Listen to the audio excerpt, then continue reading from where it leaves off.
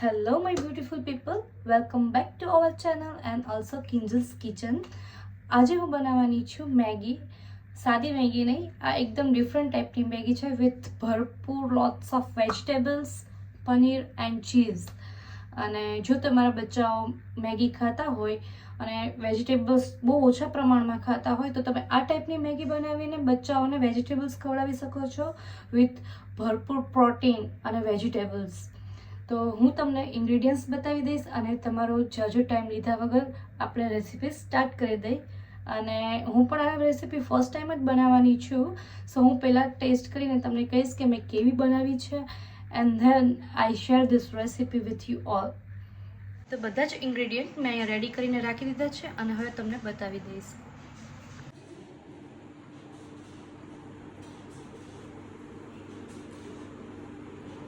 મેં એક નાનો બાઉલ રેડ કેબેજ લીધી છે, ઓનિયન, મશરૂમ, બોઇલ મટર, બોઇલ કોર્ન, બોઇલ બ્રોકોલી, આ બેલ પેપર છે, રેડ અને યલો બેલ પેપર છે, કેપ્સિકમ છે, એક્સ્ટ્રા મેગી મસાલો છે, ginger, garlic, chilli flakes, oregano, mix herb, Maggi મસાલો, Maggi, salt, Amul cheese, Amul paneer and Amul cream. આ બધા ઇન્ગ્રીડિયન્ટ મેં રેડી કરીને રાખેલા છે અને હવે હું મેગી બનાવવાનું સ્ટાર્ટ કરી દઈશ. હું મેગી બોઇલ કરવા રાખી દઈશ.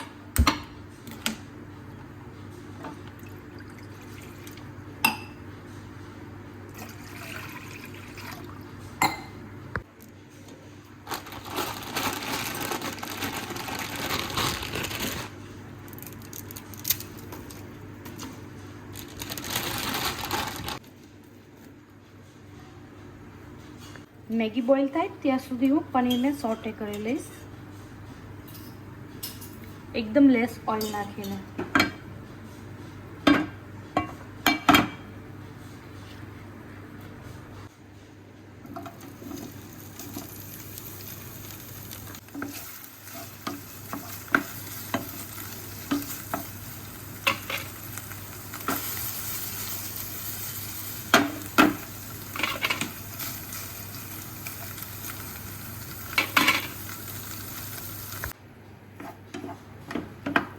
પનીર સોટે થઈ ગયા છે લાઇટ અને અહીંયા મેગી પણ બોઇલ થઈ ગઈ છે. મેગીને હું અહીંયા એનું પાણી કાઢી નાખીશ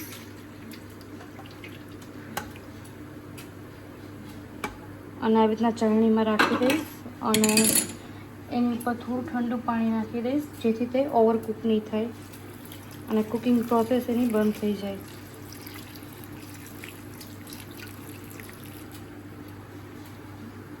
અને સાઈડમાં રાખી દઈશ જેથી તેનું બધું પાણી નીકળી જાય. પનીર પણ સોટી થઈ ગયા છે, હવે એને એક પ્લેટમાં કાઢી લઈશું.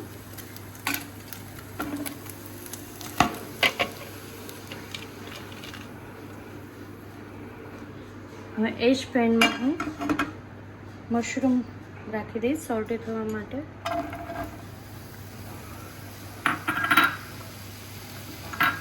If you want you can add spoon of oil, but આ નોનસ્ટિક પેન છે એટલે મેં કોઈ બહુ ઓઇલ યુઝ નથી કર્યું અને આમાં સોટે થઈ જશે.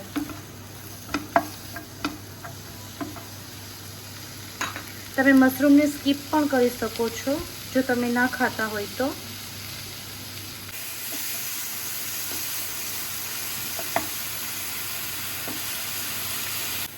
મશરૂમમાંથી પોતાનું પણ પાણી છૂટે છે એટલે જો તમે ઓઇલ એડ નહીં કરો તો બી એ કૂક તો થઈ જ જશે. એને હાફ કૂક કરવાના છે જેથી એની ક્રન્ચીનેસ જળવાઈ રહે.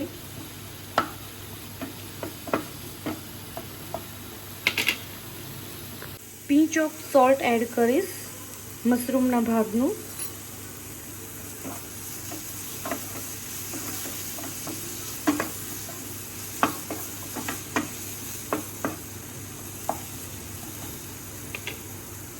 મશરૂમ પણ થઈ ગયા છે, એને હું કાઢી લઈશ.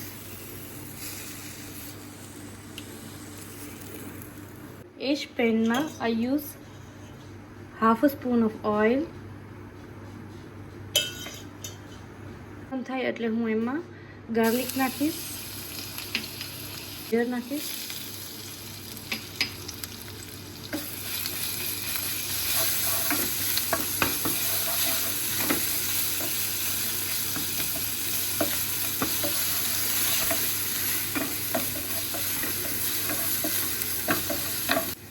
ઓનિયન નાખીશ,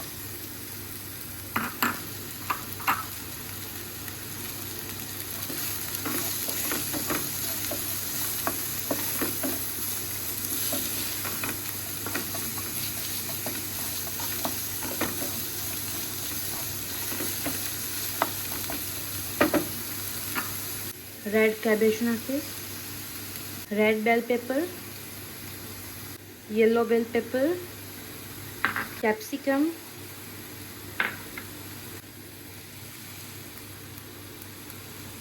વેજીટેબલના ભાગનું સોલ્ટ,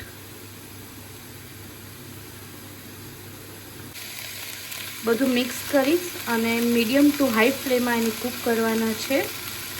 અને એકદમ કૂક નથી કરવાના, બધું વેજીટેબલ્સ ક્રન્ચી રહે એ રીતે એને કૂક કરવાના છે.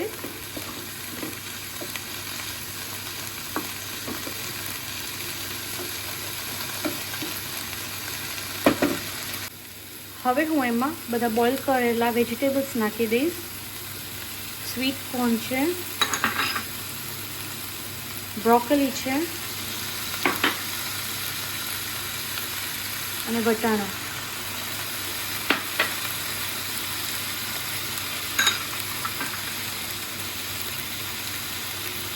બોઇલ કરતી વખતે મેં એમાં સોલ્ટ નહોતું નાખ્યું, એટલે એને પાછું એના ભાગનું પણ હવે સોલ્ટ એડ કરી દઈશ. And mixing.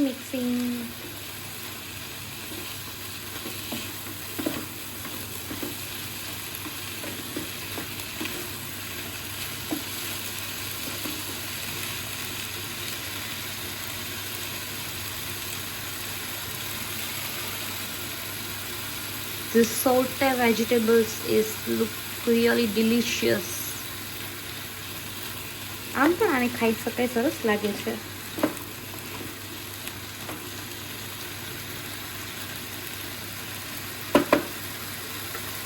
ઓકે, ધેન આમ આપણે એડ કરીશું પનીર અને મશરૂમ.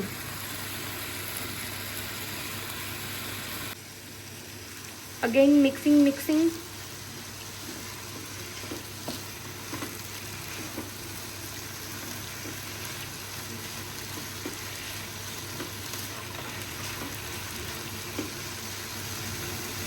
હવે હું એમાં એડ કરીશ એકદમ લાઇટ સોય સોસ, મેગી મસાલો, ઓરેગાનો,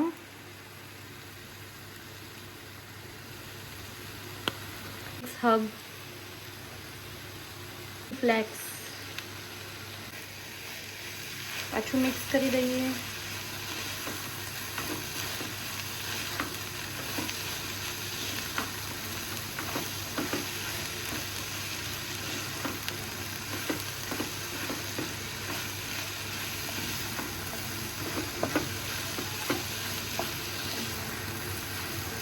બીજું એક પેન લઈશ,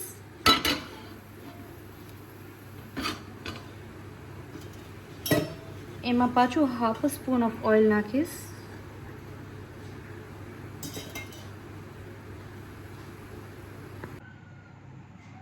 હવે આ બધું જ સોર્ટેડ વેજીટેબલ્સ હું આમાં એડ કરી દઈશ.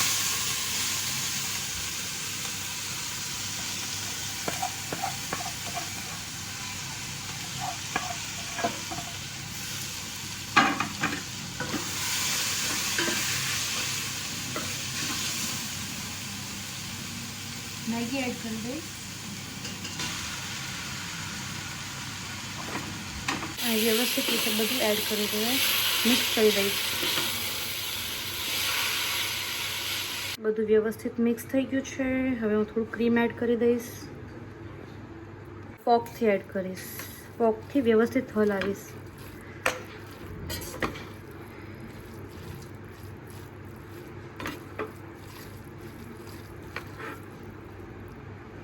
મિક્સ થઈ ગયું છે અને હવે એમાં ચીઝ રાખી અને મેલ્ટ થવા દઈશ.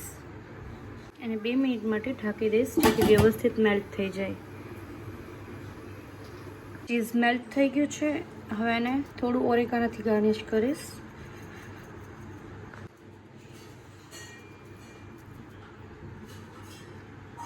અને સર્વિંગ બાઉલમાં લઈ લઈશ. મેગી બાઉલમાં લઈ લીધી છે અને હવે એને ક્રીમથી ગાર્નિશ કરીશ.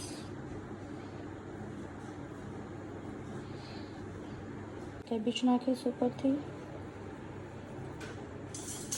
ત્રણેય કલરના બેલ પેપર્સ નાખી દઈશ જેથી એકદમ કલરફુલ લાગે. તો મેગી ખાવા માટે રેડી છે.